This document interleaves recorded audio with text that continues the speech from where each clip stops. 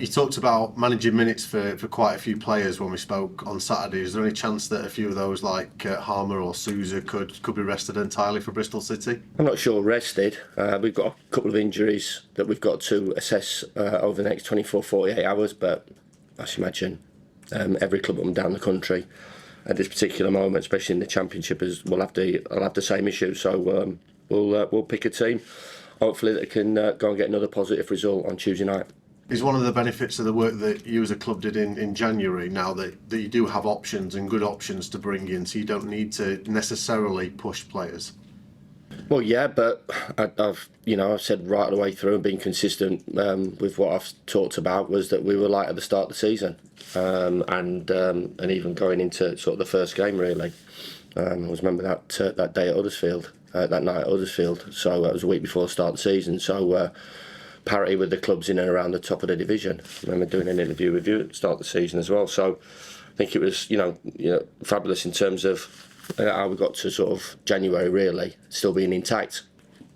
We had a little period through there where we suffered a little bit through injuries, but managed to get through it. But certainly January was a massively important window for us. And then talked about sort of little issues as well, getting players up to speed and getting players integrated in terms of how we play. Not from a cultural point of view, because all those boys that we brought in, the ones that are playing in the first team, knew what we were about, and I knew what they were about.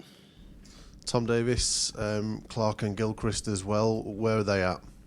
Alfie is back with us. Harry's back with us as well, because they both went to their parent clubs. So we'll assess them up to the weekend. Tom Davis won't be available for the weekend, so obviously rules him out for tomorrow night as well. So the two boys that won't be available for tomorrow night, but there's a chance that they could be for Sunday.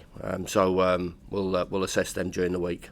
We've seen that Ollie Arblaster's making some decent progress. Whereabouts is he? Is there any chance that he could return this season, or is that definitely next year? In his mind, yeah, he potentially wants to play Sunday, as you can imagine. But no, it'll be next season. So he's got some hurdles to get over. He's worked extremely hard and been diligent with his work. He's chomping at the bit, as you can imagine him doing so. He's still got where are we? Yeah, he's still got a third of the work to go through. But he's in a good place. Just talked about him now in a medical meeting, so he's in a good place, and he's out on the grass and working. But still, that's a medium to long term injury. Hopeful that he'll be ready to go next season. Yeah, definitely. Yeah. He'll be looking to come back into pre-season. Whether it's the first day of pre-season that he's back in with the first team, we'll work on that. But he's got a long summer ahead of him as well. He's got a lot of work to put in to get himself right for the commencement and of the new season, and him getting back up to top speed. And when we do, then we've still got a hell of a young player on his hands. Just wanted to double check the process with bookings at the minute. As far as I can tell, that the players on 9 bookings, the deadline's passed for kind of getting bans for that, because Anel's on 9 at the minute. I think it's Bristol City. Then after that, I think it's 15 to the end of the season. So we've managed to work our way around that. Disappointed that now got booked against QPR, but apart from him, I think everybody else is okay. I think Gus is on 11, so we're pretty safe and pretty comfortable to deal with that situation. So fingers very much crossed that Anel doesn't get booked midweek this week.